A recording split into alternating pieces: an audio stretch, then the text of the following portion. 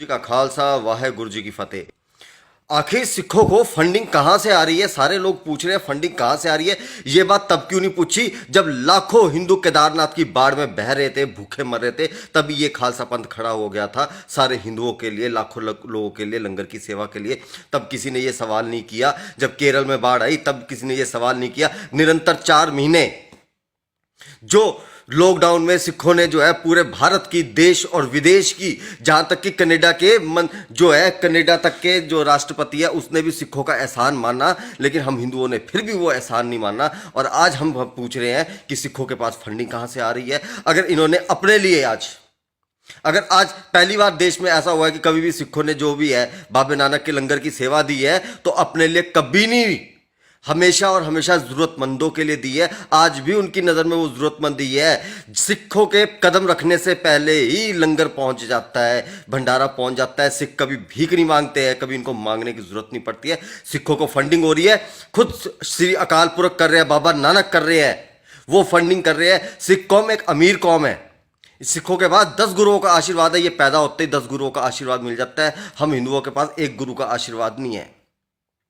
ये फर्क है सिखों और हम में। हमारे बोला जाता है कि 10 जन्म लेने के बाद तुम्हें एक गुरु की प्राप्ति होती है, लेकिन सिख धर्म में जैसे ही पैदा होते हो ना, सीधा 10 गुरुओं की प्राप्ति हो जाती है। ये फर्क है। ये 2% सिख है, ये 2% सिख है जो 98% भारतीयों को और विदेशियों को पालने का दम रखते हैं। लेकिन हम 98% होकर भी सिखों के साथ कभी कंधा मिलाकर कभी नहीं चलते। जब ये लंगर लगाते हैं तो सिख कौम बहुत अच्छी, सिख कौम बहुत अच्छी, सिख कौम बहुत अच्छी, लेकिन जब ये हक की बात करते हैं तो ये तो गद्दार बन जाते हैं। वही बात आ गई कि सिख हिंदुओं के लड़े तो फरिश्ते कहलाए, देश के लिए लड़े तो शहीद कहलाए। जब इन्होंने अपने हक की बात कर दी तो तुम लोगों ने इनको खालिस्तानी कभी बोल दिया, कभी आतंकवादी बोल दिया। आज तुम बोलते हो हम देश बंद हो रहा है। 4 घंटे के लिए सिखों ने क्या बोल दिया पंजाब के लोगों ने कि देश को बंद करेंगे, तो तुम लोगों के जो है चिलूने लड़ने शुरू हो गए। लेकिन जब ये देश 6 महीने तक जो है मोदी ने लॉकडाउन करके रखा, बंद रखा, 3 लाख कंपनियां बंद हो गई, लाखों लोग जो है सड़कों पे आ गए, तब तुम लोगों की जीडीपी कौन सी हाई हो गई थी? कोई बताएगा मेरे को? ये दोगली जो तुम्हारी सोच है ना, इस सोच से मुझे बहुत चिढ़ है। ये सोच जो नोटबंदी के टाइम जो है 1.5 महीने तक सारे लोग 10-10 रुपए को तरसते रहे, तब तुम लोगों ने किसी ने विरोध नहीं किया। लेकिन अगर किसानों ने अपने हक और सच की मांग करने के लिए 1 दिन के भारत बंद करने की ऐलान कर दिया, वो भी 4 घंटे के लिए, तो तुम लोगों ने विरोध करना शुरू कर दिया कि हम साथ नहीं है। क्या हमारा हिंदू धर्म ये है, हमारे सनातन धर्म ने ये सिखाया है? हमें तो श्रीमद् भागवत गीता में एक ही बात सिखाई थी कि अधर्म का साथ देने वाला भी अधर्मी होता है। तो एक बात बोलूंगा कि जाकर जो है ना, थोड़ा सा जाओ प्रसादा खाओ, बाबा नानक का प्रसादा है, वो प्रसादा खाओ, तुम लोगों की थोड़ी बुद्धि खुले, तुम लोगों को नजर आए। धिक्कार है यार, आज मैं अपने हिंदू कौम को बोलता हूं कि तुम लोगों के ऊपर धिक्कार है यार, कि जिन लोगों ने तुम आज जो केस करते फिर रहे ना, जसविंदर भल्ला पे केस करते फिर, उनसे एक बात पूछता हूं, भगवान शिव शंकर के साथ हर हर लगा था, उसके बाद शिव शंकर ने अधिकार दिया था हर हर गंगे का, लेकिन तुमने हर हर मोदी बोलना शुरू कर दिया। तुम लोगों को तब शर्म नहीं आई बिल्कुल भी, 1% भी।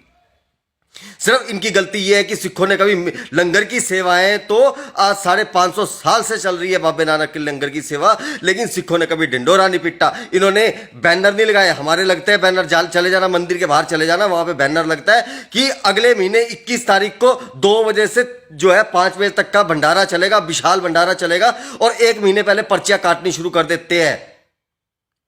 यहां पर जाओ, मंगल रात का जो है मंदिर, यहां पर मैं गया उस दिन, वहां पे क्या हो रहा है, कहते हैं कि जिन्होंने पर्ची कटाई है उनको सिर्फ एक एक पूड़ी मिलेगी। ये सच्ची बात है, जाकर देखो ये लंगरों के हाल है। ये चिंदी चोर की तरह एक तो हम लोग जो है सेवाएं करते हैं, उसमें भी 1-1 महीना पहले पर्चियां काटनी शुरू कर देते हैं। हमें अपने आप को सोचना चाहिए, ना कि हमें सिखों के ऊपर प्रश्न उठाना चाहिए। ये सेवाएं तो निरंतर चल रही है। आज तुम लोगों ने साबित कर दिया कि सिख अगर हमारे को बोलते हैं कि हम हिंदुओं से अलग नहीं है, जमीन और आसमान का फर्क है। क्यों? क्योंकि ये सेवा तो 500 साल से चलती आ रही है, लेकिन आज सिखों ने अपने साथ, तुमने देख लिया कि लाखों सिखों ने अपने लिए जो है थोड़ा सा जो है अपने सिख भाइयों के लिए, अगर हिंदू भी है, सिख भी है, राजस्थानी भी है, पूरे देश दिल्ली के लोग भी है, उनके लिए अगर कोई सेवा दे दी तो उसके लिए तुम लोग बोलते हो कि फंडिंग कहां से आ रही है। यह सवाल तुम्हें 550 साल से क्या लॉकडाउन के समय पूछना था, तुम लोगों ने पूछा।